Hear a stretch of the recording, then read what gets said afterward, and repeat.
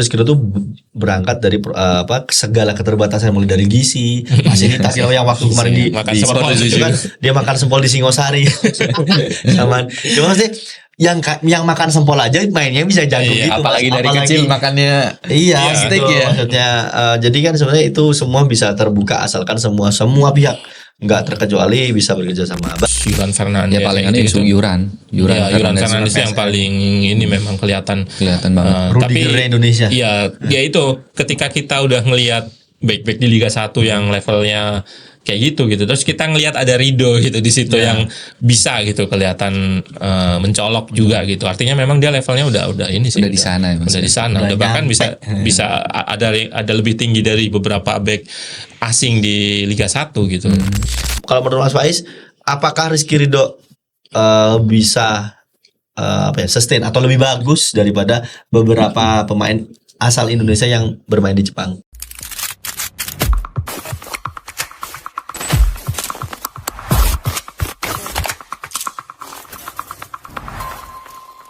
Assalamualaikum warahmatullahi wabarakatuh. Kembali lagi di Ruang Taktik Podcast, channel analitik taktik pertama di Indonesia. Siap lipat di Indonesia. Berarti hari ini di sesi ini pembahasan tentang Indonesia lebih spesifik apa ini yang kita akan bahas ini Mas Delangga, meskipun sebenarnya akhirnya itu telah dikonfirmasi oleh presiden klub pemain ini kalau bahwa rumor itu bukan tidak benar sih, tidak ada penawaran langsung dari klub to klubnya. Belum ada penawaran konkret.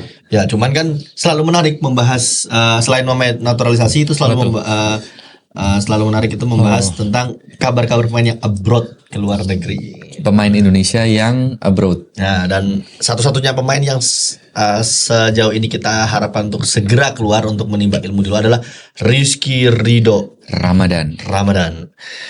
Mas Faiz kemarin beberapa hari lalu lah, ini mungkin di-uploadkan hari apa ya? Kurang tahu, cuman di minggu Jumat, ini. Sabtu lah ya, di minggu ini. Berarti kalau di Jumat 1 berarti 5 hari kemarin itu ada info kalau bahwa Rizky Ridho diminati oleh FC Tokyo. Info atau rumor yang beredar di banyak media kalau FC Tokyo berminat buat mendatangkan Rizky Ridho. Kalau aku membacanya sih bukan berminat tapi masuk radar. Kan ada beberapa pemain. Ada pemainnya ini malah sama Jerman. Iya, Jerman dari Jepang. Jadi dia disandingkan dengan nama-nama pemain Hannover kalau nggak salah. Mining di Jepang buat didatangkan si FC Tokyo. Nah, mungkin sebelum membahas ke rumor, Mas Faiz ngelihat perkembangan Rizky Ridho itu seperti apa sih dari Persebaya hingga sekarang menjadi andalan timnas Indonesia. Ini edisi spesial Rizky Ridho. Oh iya, hari 5H. Iya, ini kita misalnya upload hari ini. Apa sehari ini di tag itu katanya lamaran. Mas Faiz lanjut. Lamaran orang. Jadi akun gosip. Terus Rizky Ridho sendiri kalau yang aku kemarin tuh artinya ya kita ngikutin lah perkembangan dia ya. Iya, betul. Pastinya. Tapi ketika kita lihat habis nonton timnas yang terakhir lawan Saudi Arabia, besoknya kan dia langsung main Persija. Dan menang kan? Kalah. Persebaya. Habis itu lawan Persik menang. Menang 2-0. Jadi waktu nonton itu kelihatan banget gitu intinya ketika di Arab Saudi itu dia memang nggak pernah bisa dibilang nggak banyak pegang bola lah. Tapi ketika lawan Persebaya tuh Persija sempat dominan possession dan itu Rizky Ridho itu kayak di belakang tuh udah kayak ball playing defender yang bisa kirim-kirim passing kayak gitu. Banyak banget itu momennya kayak gitu selain aksi-aksi bertahannya tentunya ya. Ya kalau kita lihat perkembangan dia sangat ini sih. Itu yang bisa ngelihat ketika di Arab Saudi mungkin di timnas lawannya kayak gitu misalnya level tinggi lah, ada Jepang sama Arab Saudi yang terakhir kemarin ya. Tapi ketika di Liga 1 kan kebanyakan kan terutama di sisi pressingnya ya, dia nggak bakalan dipres setinggi itu gitu, kebanyakan nunggu di tengah. Nah itulah di situ dia kemampuan ball playnya itu terlihat gitu loh. Terlihat sangat dominan, terlihat umpan-umpannya itu berani progresi ke depan dan ketenangannya terutama improve sekali kalau kita bandingkan sama pertandingan di timnas gitu. Ketika masuk ke Liga 1 memang dia kelihatan levelnya itu loh. Kelihatan lebih tinggi Iya, di atas iya, rata-rata betul. pemain lain. Ketika kelihatan itunya gitu. Apalagi dia yaitu statusnya lokal. Mungkin kalau Liga 1 yang pemain-pemain yang luar tuh masih banyak yang bagus sih sebetulnya. Di kayak backnya Borneo, kayak backnya Ronaldo ya. Dua Rugira gitu tuh cukup PSIS juga lumayan bagus. Ruksi ya. Ruksi terus Joao Vitor. Sebenarnya back-back di Liga 1 itu bagus-bagus karena banyak pemain ini ya, banyak pemain abroad asing, pemain asing pemain datang. asing. Bahkan sekarang ya kayak PSIS dua pemain asing gitu. Iya, sama banyak juga sih Arema juga Thales sama siapa? Ya, Korea. Thales terus Yuran Fernandes. Ya paling gitu. itu Yuran Ya, Yuran Fernandes yang paling ini memang kelihatan banget. Rudigernya Indonesia. Iya, ya itu ketika kita udah ngelihat back-back di Liga 1 yang levelnya kayak gitu. Terus kita ngelihat ada Rido gitu di situ yang bisa gitu kelihatan mencolok juga gitu. Artinya memang dia levelnya udah ini sih. Udah di sana ya, Mas. Udah di sana. Udah Udah bahkan nyampe. bisa ada lebih tinggi dari beberapa back asing di Liga 1 gitu. Gitu. Oke, yang berarti yang jadi nilai plus adalah ketika memang tensinya setinggi itu di timnas, pas dia pindah klub tuh menonjolnya kan banget nih, kerasa banget ya. Kalau dengan skema seperti itu, apakah pindah ke Jepang? Kan ini spesifik kita bahas Tokyo dulu ya, karena kan seperti bisa dilihat ke belakang banyak pemain kita mulai zamannya Irfan Baghdin, Stefan Lillipali, terus apa namanya Arhan terus sama terakhir Justin Hubner. kan semuanya berakhir tragis, Mengecewakan, tidak mendapatkan jam bermain, Oh, iya. hanya mendapatkan exposure segala macam lah. Nah kalau Mas Faiz sendiri, apakah dengan nggak tahu Mas Faiz sempat lihat cara main di Liga Jepang atau gimana? Cuman apakah culture di Jepang itu menjadi apa ya kontradiksi sendiri sama pemain Indonesia? Karena kalau bilang main Indonesia juga Stefano Lillipali sama Irfan Baghdin sebenarnya kan lahir bukan dari grassroots Indonesia kan, dia di Belanda. Cuman di Jepang juga nggak cocok. Habis itu Justin Hubner yang besar di Inggris main di Ceresio juga nggak. Terus yang murni mungkin main Indonesia kan Arhan, cuman juga nggak dapat kecocokan gitu. Apakah Rizky Ridho ini akan merubah semua itu Mas dengan cara mainnya Rizky Ridho? Menurutku sih ada kans di situ ya, karena kalau kita bandingkan dengan Hubner yang Justin Hubner yang udah level IPL gitu, tapi dia sebetulnya juga jarang main di IPL gitu. Ya, di tim mudanya. Cara bertahan itu kan memang sebetulnya mungkin kalau kita main fun football ya atau masih level kita Tarkam itu paling orang yang paling nggak jago masih ditaruh back ya pasti ya. Tapi sebenarnya yang di level top justru pemahaman taktikalnya seorang back itu penting gitu. Terutama ketika dia bertahan gimana bertahan secara organisasi gitu. Kalau yang paling terlihat kan dia ketika digabungkan sama JIZ kan kelihatan banget gitu. Yeah. Nah, secara individu Ridho itu juga lebih matang menurutku daripada Hubner. Ketika Hubner ya kita ambil kemarin lah, dia sekali ambil kayak gitu. Itu yang paling sering tuh sekali ambilnya itu. Nah, Ridho itu udah nggak di situ gitu. Decision makingnya udah oke. Nah, decision making udah oke. Dia cuman closing down aja, nutup ruangnya dia lawan, baru dia delay sabar, baru dia ngambil ketika ya mungkin di kaki terlemahnya atau bola jauh dari kontrolnya lawan, dia baru tackling. Beda ketika Justin Hubner kan nggak kayak gitu. Benar. Dia langsung ambil sekali. Nah itu menurutku itu salah satu modal besar buat dia main di level liga yang pemahaman taktikalnya itu lebih tinggi. Kalau Arhan Mas, apa yang bikin menurut Mas? Ini agak sedikit geser dikit. Kalau Arhan apa yang bikin menyebabkan dia gagal? Iya, nggak mendapatkan kesempatan di Tokyo Verde. Arhan juga menurutku belum sampai di level taktikal seperti itu gitu. Taktikalnya ya kalau kita lihat dia work rate-nya cukup tinggi, dia berani pressing dan segala macam. Tapi itu tadi positioning-nya dia, taktikal itu kan lebih ke situ kan, positioning-nya, terus kapan decision making itu kan lebih ke intelijensinya pemain gitu. Itu yang menurutku belum kalau pemain lain gitu. Ya karena emang sepak bola lebih daripada fisik dan skills ya Mas ya. Mungkin yang jadi contoh simpel adalah di dunia sepak bola dengan perkembangan atau individu yang oke adalah Thomas Müller Dia nggak punya lari yang cepat, skill yang oke, Tapi pemahaman tapi taktiknya. pemahaman taktiknya, decision makingnya, ambil posisinya, ruangnya itu yang memang lebih. Dan mungkin itu aku nggak bisa bilang semua orang nggak bisa ngelihatnya, cuman analisa orang-orang seperti Mas Faiz yang memang menganalisa bola itu Kayak yang saya maksudnya.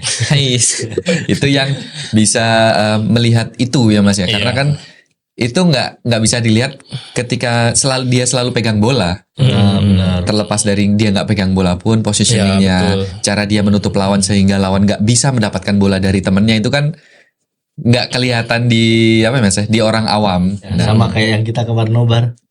Yang apa itu? Oh iya. Kenapa tuh? Biasanya kan di nobar selalu ada aja orang yang Sosok Paling- nyalahin Mas. Oh iya. umpan gini aja. Kenapa nggak Nah, itulah yang kita maksud orang awam. Jadi emang butuh ilmu khusus yang bisa melihat itu semua. Apalagi kan di Jepang juga menurutku kan pemahaman taktiknya juga jauh lebih tinggi. Mereka juga bahkan mungkin ada kelas khusus. Jadi nggak cuma latihan di lapangan, tapi latihan di luar lapangan buat menganalisa cara mereka sendiri bermain, cara lawan bermain seperti apa. Karena sampai dari level grassroots aja udah luar biasa. Ya, Ada liga betul. mahasiswa, SMA bahkan. mau nonton 50.000. Iya. Buset, itu mah kayak udah kayak final Liga 1 itu nontonnya. Iya, dan bahkan pemain timnas Jepang, fakta kemarin itu pemain timnas Jepang Piala Dunia terakhir itu justru lebih banyak dari lulusan liga universitas daripada Oh, klub. youth timnya. Karena kan mereka ada youth, youth ada team klubnya, ya. liga universitas sama liga SMA-nya. Dan si pemerintah Jepang membuat satu kompetisi yang mempertemukan itu semua. Jadi ada kompetisi yang buat SMA aja, Ya. kompetisi yang Mahasiswa, buat youth aja, semua. ada kompetisi buat mahasiswa. Tapi ada satu kompetisi yang bisa mempertemukan itu semua. Oh, gitu. Jadi emang udah terbentuk, dan Iya. faktanya Jepang mempersiapkan itu semua by blueprint 100 tahun mereka juara Piala Dunia 2094 kalau nggak salah. Masih hidup kayak kita ya. Nah itulah Jepang aja 100 tahun ya. Indonesia Mas mintanya 2 tahun. Tahun depan udah main di Piala Dunia. Bukan dari Mas. pelatihnya. Makanya lihat turun sekarang nih Iya. mintanya langsung 2 tahun lagi main di Piala Dunia. Harus masuk Piala Dunia ya. Bahayanya kalau udah masuk mah minta juara. Ya elah. Ya inilah Cong. PR kita di pembinaan kan. Grassroots sebetulnya kan Ya seperti kita akan lakukan Mas. sebetulnya kan sebetulnya kita butuh partisipan sih. Artinya Jepang kan ya itu tadi partisipasinya di sekolah ada, di universitas ada. Sementara kita kan ya SSB paling ini. Mentok. Paling SSB. Terus ketika SSB pun didominasi dengan SSB yang besar ya, besar gitu. Terus kita sebetulnya harusnya itu tadi. Yang pertama itu partisipasi dulu lah. Kita guide sebanyak mungkin pemain yang main bola gitu. Nggak cuma di SSB, misalkan di sekolah gitu atau di universitas gitu. Nanti akan tercipta pool yang lebih banyak untuk memilih gitu. Tapi itu benar karena faktanya karena akhir-akhir ini kan saya juga pegang grassroots nih. Tapi faktanya lucunya Mas, ketika kemarin ada kompetisi grassroots itu yang main itu ada istilahnya bon-bonan gitu. Iya itu. Nah, ngambil tim dari tempat lain atau pemain. tim lain. Iya, sering ngambil pemain dari tim atau tempat fakta lain. lucunya adalah yang diambil bukan orang Malang. Ini Karena eventnya di Malang. Ya, eventnya di Malang, bukan di kota itu. Tapi justru ya kayak dari kota-kota lain sekitar gitu, yang Surabaya, Gresik, Tulungagung gitu. Akhirnya Itu padahal usia 10, Usia 11, 12, Iya. 10, 11, 12 dan itu hampir semua tim full. ambil Setiap tim pasti ada. Dan ada satu tim yang bener-bener kan itu kemarin 787 ya. 77-nya itu dari luar. Padahal sekolah sepak bolanya dari kota di tempat diadakannya itu. Jadi nggak ada yang asli situ. Yang mana malah luar. Akhirnya kan poolnya itu itu aja, nggak nambah. Pemain itu nggak nambah gitu loh. Jadi ya itu aja. Jadi setiap kompetisi yang berbeda yang main ya itu aja gitu loh. Jadi jatuhnya kalau dilihat dari tadi adalah permasalahannya nggak cuma di poolnya, tapi juga cara Cara berpikir orang-orangnya yang punya SSB atau sekolah sepak bolanya ketika ikut kompetisi tujuan mereka adalah juara, bukan pembinaan. bukan mencari pemain. Ya. Makanya ini kita belum bicara konten loh. Iya. Ya. Konten tuh kan ibaratnya cara ngelatih, ya kan. benar. Kita belum bicara itu, artinya memang PR-nya itu nggak cuman dari sisi federasi gitu. Federasi kan yang bikin konten Iya. ya. Federasi sebenarnya 2017 sudah ada Villanesia dan itu bagus banget sebetulnya. Karena Villanesia itu prinsipnya satu, yang diajarkan itu adalah 4 aspek. Artinya ketika menendang bola, ketika kita belajar passing, di situ juga dikasih elemen taktiknya gitu. Kapan nendangnya. Terus kita ambil contoh bertahan lawan 1 versus 1 itu kayak gimana, bertahan 1 versus 2 itu ada kayak gimana, itu beda lagi. Bertahan menang 2 versus 1 kita menang jumlah itu berbeda lagi. Nah itu kan elemen taktiknya kan ada di situ. Nah Villanesia itu sebenarnya udah oke ya dari untuk kita ambil, tapi dalam lingkup pembinaan gitu, pembinaan. Nah tinggal masalahnya itu tadi, Villanesia kan nggak bisa ngerubah pemikiran orang untuk ngebon gitu-gitu kan. Dan kemarin kan aku sampai kayak ngobrol sama perangkat pertandingan, yang nggak ngobrol sama yang tim-tim itu, sampai wasit. Ya kenapa ya? Kok apa ya yang dituju pemilik klub ini? Kok di umur segini aja udah mainnya udah kayak gitu loh. Ya balik lagi sih, memang yang orang yang harus mengerjakan itu di level grassroots harus mempunyai passion dan cinta sebesar itu ke bola. Sama itu pemahaman grassroots itu sendiri kan, Mas, pembinaan itu sendiri. Ya, karena mungkin Rizky Ridho mungkin Rizky Ridho adalah produk datang dari pembinaan yang dalam tanda kutip benar. Sustain Iya, karena Liga Persebaya adalah menurutku itu adalah ekosistem grassroots terbaik untuk saat ini ya. Meskipun ada beberapa kayak Persija punya juga, cuman yang dari dulu sampai sekarang ya Marcelino lah, Rizky Ridho dan Rahmat Irianto juga banyak. Itu kan ya yang bagus ya cuma ya, Liga Persebaya. Ya bayangin aja kalau ini satu klub ya. Kalau misalkan ada tambahan lagi klub yang bikin ekosistem kayak gitu kan otomatis bakalan banyak itu tadi talent pool yang lebih banyak lagi. Nah, itu yang apa ya, seharusnya itu peran federasi sih untuk bikin sebuah kebijakan mungkin.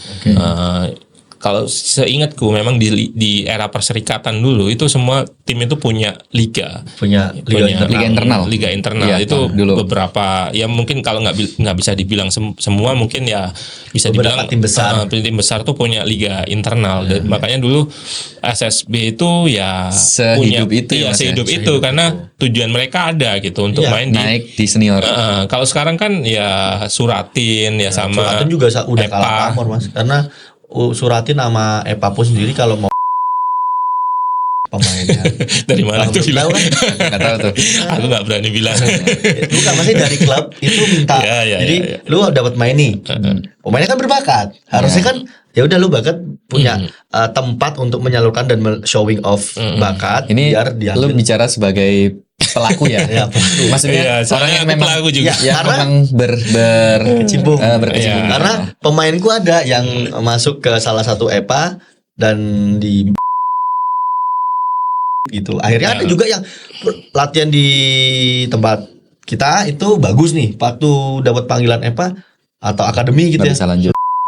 Ya, makanya nggak bisa. Akhirnya nggak bisa lanjut, Mas. Akhirnya dia balik ke kita. Cuman karena usianya yang udah 15 mau 16, ya udah nggak bisa, harus cari ya itu mungkin ya itu lingkup kita mempengaruhi ya, ketika kita mungkin di lingkungan sepak bola yang belum sustain bakalan seperti itu. Tapi kalau kita lingkup di misalkan di Persija atau di Persebaya gitu, ya mereka udah benar-benar pure pemain gitu. Tapi memang ada beberapa klub kan yang memang nggak punya gitu, yang ya kita ambil contoh kayak tim-tim baru seperti Dewa United dan meskipun udah ada akademi ya mereka, tapi intinya mereka kan belum sesustain kayak Ira bilang Persebaya kayak gitu. Artinya mereka jadinya ada hal-hal seperti itu gitu. Nah, ini kan yang perlu kita tekankan gitu. Itu kan bukan masalah EPA-nya sebetulnya. Itu kan masalah ya tadi cara berpikir di klubnya gitu. Meskipun sebenarnya nggak menyalahkan dari pihak klub juga ketika memang ya kan? Bisa jadi seperti itu adalah harus ada ekosistem yang mau dari pihak swasta, dari PSSI juga. Jadi ada bikin sistem yang memang saling support gitu loh, Mas. Karena kan mau nggak mau juga tim jalanin operasional EPA juga butuh biaya besar gitu kan. besar. Ya, Kita ambil contoh yang baru itu kan Borneo. Borneo yang kemarin juga juara. Nah. Juara itu dia juga modalnya cukup besar. untuk bikin akademi, Ya. terus bahkan sampai ngerekrut pemain gitu. Dalam artian rekrut pemain bukan ngebon ya, artinya mereka benar-benar dikontrak secara profesional, karena memang Persija pun juga melakukan hal yang sama. Ketika ada pemain bagus ya dia kontrak gitu, tapi ketika butuh jam terbang mereka bahkan sampai ngirim 20 lebih kalau kata Coach Ricky Nelson. Borneo tuh sampai seleksi juga Mas di sini. Ya, Tapi makanya. nggak ada pemain. Makanya sebenarnya banyak kok seleksi itu dilakukan ketika menjelang EPA itu banyak yang seperti itu. Itu yang harus diperbaiki sih. Tapi nggak masalah sih sebetulnya, karena ya itu tadi belum punya liga ya. Mungkin kalau udah ada liga internal seperti Persebaya ya udah pemainnya dari liga internal aja gitu. Iya. Mungkin beberapa persen yang dari luar gitu. Kayak gitu sih. Dan itu yang kita rasakan dari tim Persebaya Mas ya. Kita selalu melihat nama-nama muncul Sekarang aja dari dia Persebaya. itu Persebaya kan? Iya. Swab yang baru dipanggil Panggil AFF. Karena itu dari liga internal kan? Oh iya. Iya, itu dari Persebaya. Buset, kayak gak ada habisnya ya. Ya, makanya kan kita di timnas juga menikmati nama-nama seperti Hernando, Marcelino, Rizky Ridho yang terlihat, mungkin yang nggak terlihat ada nama Koko Ari, Rahmat Irianto yang Andre itu juga ya? Andre Octaviansyah. Persebaya. Andre itu internal Persebaya. Persebaya tapi nggak tahu sih dari. Dia besarnya bukan di Persebaya. Iya, dia kan ini kan apa yang timnas kan. Inggris? Ini Oh iya, ya, dari Garuda Select. Select. Ya. Nah, Ya, kalau dari saya sih pengennya teman-teman dari yang nonton Ruang Taktik itu ya juga aware dengan ini gitu. Artinya ketika klubnya belum punya akademi, jadi tuntutan itu jangan cuman timnya di Liga 1 menangan jangan gitu. timnya juara Timnya aja. juara gitu. Tapi harus untuk ke manajemen bahwa ayo akademinya diperbaiki. Ya, akademi diperbaiki karena muaranya nanti juga ke timnas sebetulnya. Ya, ke timnas juga ke sepak bola keseluruhan kita gitu. Makanya ya sebenarnya musim ini Liga 1 agak sepi karena banyak yang renovasi ya. Banyak renovasi. Nah, ini nggak tahu nih setelah renovasi apakah geliatnya untuk yang datang ke stadion, terutama yang aku Liga 1 maksudnya sepi itu kan bukan soal apa? Penontonnya ya. Kalau penonton kita lihat di online tuh tetap banyak. Tapi yang datang ke stadion memang ya semenjak tragedi dan kemarin juga ada pembatasan kan. Nah, musim ini tuh lebih banyak dimainkan di Bali memang tim-tim yang nggak punya rumah. Ya, Malut udah jadi baru PSBS Biak kemarin Masih ketemu di Bali. Malut juga di Bali. Ya itu ya harapannya setelah jadi bakalan lebih rame lagi sih. Tapi ya itu tadi jangan cuma nuntut klubnya menangan aja sih. Jangan cuma menuntut menang dan juara, tapi sustainability, karena ketika kita bisa menuntut klub untuk sustain panjang mikir ke depannya, otomatis kita sebagai penikmat sepak bola juga akan merasakan euforia ini jauh lebih lama daripada cuman event nanti setelah ronde mungkin kita lanjut ke ronde 4 atau mungkin angka tertingginya adalah masuk ke Piala Dunia. Setelah Piala Dunia apa? Nggak ada apa-apa. Nah, itu yang harus kita bahasanya kita tuntut ke klub buat ayo ini industri sepak bola udah naik. Sama juga mendorong semua pihak di luar sepak bola sendiri kayak sponsor atau segala macam ya harus mau coba terjun supaya karena ya ekosistemnya kebangun. Iya, betul. Dan mungkin dari dunia sponsor juga itu yang belum dirasakan banyak brand kan Mas ya. Dari apa namanya? Para supporter sepak bola Indonesia. Itulah kenapa alasan tim-tim Indonesia mempunyai sponsor yang banyak banget di setiap jersinya. Karena memang dari sponsor juga bilang conversion rate buat orang beli itu nggak terlalu besar. Makanya kita juga sebagai supporter mendukung dengan cara membeli produk yang ada di jersinya. Sesimpel merchandise, jangan beli yang bajakan. Karena kan kita sekarang tim Liga 1 semuanya udah pakai produk lokal. Masa udah produk lokal? Iya, lokal semua. Masa udah produk lokal masih beli yang bajakan? Ya kayak terus kita menuntut kita harus selalu di atas, harus selalu kan nggak relevan buat kita. Ya support satu sama lain mulai dari supporter hingga ke federasi. Ya kemarin kan kayak balik lagi ke Rizky Ridho tuh berangkat dari segala keterbatasan mulai dari gizi, fasilitas yang waktu kemarin di sempol itu kan dia makan sempol di Singosari. Zaman cuma sih yang makan sempol aja mainnya bisa jago gitu. Apalagi dari kecil makannya steak ya. Maksudnya jadi kan sebenarnya itu semua bisa terbuka asalkan semua pihak nggak terkecuali bisa bekerja sama. Berarti Mas Faiz, kalau menurut Mas Faiz, apakah Rizky Ridho bisa sustain atau lebih bagus daripada beberapa pemain asal Indonesia yang bermain di Jepang. Atau bahkan mungkin ketika nggak di Jepang karena Ya. dia kan sempat bilang Ke Thailand. sesimpel Dia pengen banget ke Thailand. Nah, Kalau Mas Faiz, Iya. ini menjawabnya nih kalau soal Jepang dulu terus Kalau gimana? semisal Kalau nggak nggak ke Jepang ke Thailand juga gimana? Dari sisi teknis. Iya. Balik lagi sih kalau kita ke level liga yang kayak Jepang itu memang demand-nya tinggi banget sih untuk bisa starter itu mungkin dia bakalan agak sulit ya Butuh karena kerja keras. butuh kerja keras banget ya. Tapi kalau kita lihat, aku sih terus terang nggak follow IG-nya Rizky Ridho ya, tapi sebenarnya dilihat performa itu kan dari situ juga ketika dia lagi tinggi, terus dia gimana caranya dia ngehandle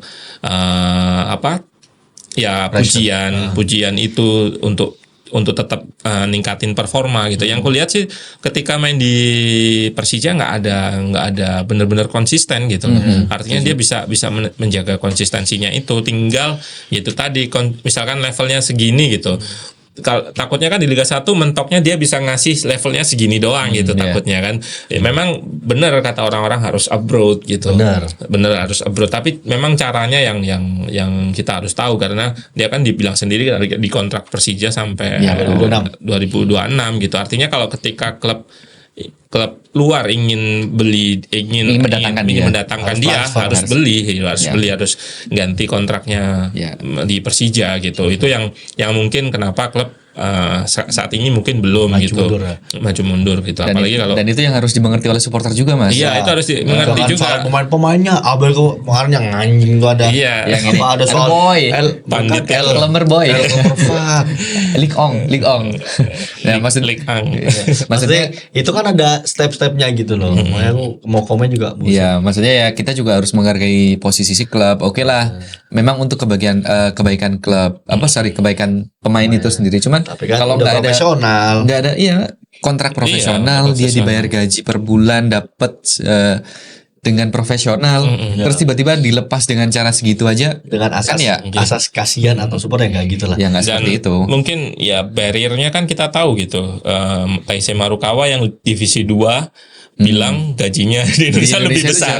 Lebih besar daripada dia di Jepang. Iya, berarti di Jepang. Berarti kan klub Jepang kan harus mengeluarkan kocek yang sangat besar untuk Rizky Ridho. Kemungkinan sih angkanya juga luar biasa. Ya, bahkan Asnawi juga bilang dia pindah dari PSM ke klub Korea itu ngekat setengah gajinya di PSM. Nah, setinggi itu. Iya, makanya kalau masih Asia Tenggara masih tinggi lah, Thailand, Malaysia itu masih bisa tinggi.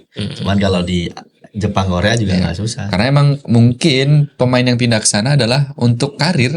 Ya, karir dalam artian batu loncatan. Iya, batu loncatan dia buat terus develop. Di sana juga talent poolnya banyak. Kan? Artinya mereka misalkan nggak dapat Rizky Ridho udah ada dari itu yang membedakan sih. Selain dari talent pool banyak, cara distribusi pemain ke luar liga, ke Jerman, ke Eropa, bahkan ke Amerika, ke Liga Brazil pun ada. Itu ada pemain Jepang sekarang, Mas. Skotlandia juga ada. Oh ya, Celtic striker 2 Jepang semua. Dyson sama Kyogo. Itu kan udah levelnya berbeda ya mereka developnya, nggak cuma di pembinaan mencari talent tapi juga pendistribusian talent ini mau kemana. Oke, menarik membahas Rizky Ridho karena ya semoga benar-benar bisa ya abroad, karena at least terlepas dari dia masih punya kontrak, cuman ya siapa tahu tiba-tiba akhir musim depan bisa ada pemain klub datang, ayo sini saya bayarin gitu kan. Ya mungkin ya, bisa jadi karena kan kita daya tariknya itu tadi kan conversion rate itu kan kecil kan, tapi kita kan punya engagement ya. Ketika kita udah contohin lah siapa ditarik Asnawi diambil langsung Oxford IG-nya, langsung tinggi. Oxford lah, ya siapa tahu siapa namanya Kevin D kalau bisa ngerayu Copenhagen kayak ini nih ambil gitu.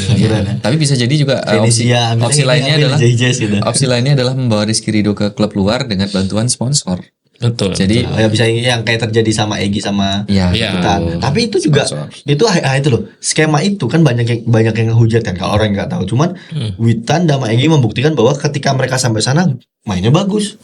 Apalagi punya standar lah. Ya apalagi Witan yang di terakhir di AC Trensin itu kan juga bagus juga dia mainnya. Nggak tahu tiba-tiba balik ke sini. Ya kita nggak tahu alasannya. Cuman akhirnya tapi Witan tetap bisa jaga. Maksudnya main-main tetap bagus. Oke, teman-teman, selalu menarik ya bahas terkait sama pemain timnas diaspora, habis itu semua pemain Indonesia yang memiliki talenta-talenta Iya. nomor satu lah di sini. Iya, karena jangan sampai kita merasakan euforia timnas hanya di waktu yang sebentar ini. Karena kan setahun 2 tahun menurut kita kan juga ya bentar lah ya kita merasakan Tapi kan kegembiraan. Piala Asia juga masih lama ya. Piala Asia 2027. masih lama lah. Harus Piala Dunia dulu ya. Semoga kita benar-benar masuk Piala Dunia. Tapi harapannya teman-teman tolonglah. Realistis lah. Kita masuk aja itu lolos putaran 4 sih menurutku udah keren sih mas. Sebenarnya Ronde 4 maksudnya itu udah kan tertinggi kan. Berarti masih Iya. terjauh gitu loh maksudnya. Di tim Asia Tenggara bahkan. Iya makanya tuh ya semoga lah kita doakan yang terbaik dan untuk Rizky Ridho semoga tidak salah ambil langkah tapi juga semoga apa yang dipilih kedepannya bisa jadi solusi terbaik untuk karirnya. Iya, betul. Mungkin ada tambahan dari Bung Rimo. Ya, Rizky Ridho terbaik lah, salah satu back terbaik timnas Indonesia Kayak jersiku sepanjang mau aku masa. pasangin Rizky Ridho aja. Karena Mas Faiz ya paling susah tuh menjaga level konsistensi sih. Itu yang Ridho artinya udah step up. Dia pernah cerita makan sempol, terus dia cerita kalau dapat nutrisi di era Sinteyong Sinteyong. bahkan. Nah, kalau dia bisa jaga itu terus upgrade terus gitu, misalkan jaga lebih fisiknya dan segala macam. Tapi menurutku udah dia di on track kok. Dia itu tadi tinggal konsistensinya aja. Makanya aku lihat dia di IG kayak gimana itu. Menurutku dia bukan tipikal yang sempat viral juga waktu kakaknya kan dia tinggal di apartemen sama kakaknya kan. Kakaknya bikin Indomie tuh kayak dia lagi main PS kayak ayo tapi dia nggak mau gitu. Iya sebenarnya nggak masalah. Indomie itu kan kalorinya sekitar 400 ya. 400 kalau dia asupannya pemain bola misalkan 2000 itu masih aja 1600 itu artinya. Nutrisionis. Iya nggak artinya memang nggak apa-apa kok. Sementara misalkan itu ditambah protein, telur gitu-gitu sebenarnya Indomie nggak masalah Ya, sebetulnya. cuman balik lagi mungkin di saat itu Ridho mempersiapkan untuk pertandingan atau ya memang yang harus lebih ketat mungkin ya Mas. Iya, karena memang ya itulah kita habis apain gitu kalau Iya, berlatih kan misalkan lari 5 kilo itu kalorinya 300 sampai 400 gitu. Itu setara Indomie gitu. Makanya harus itu 5 iya, kilo. makanya kalau dia udah lari 5 kilo atau udah Ngilangin latihan satu ini doang. ngilangin satu doang, teman-teman harus Indomie tahu. tapi yang kecil lagi bukan yang Iya. jumbo lagi. Kalau jumbo 7 kilo.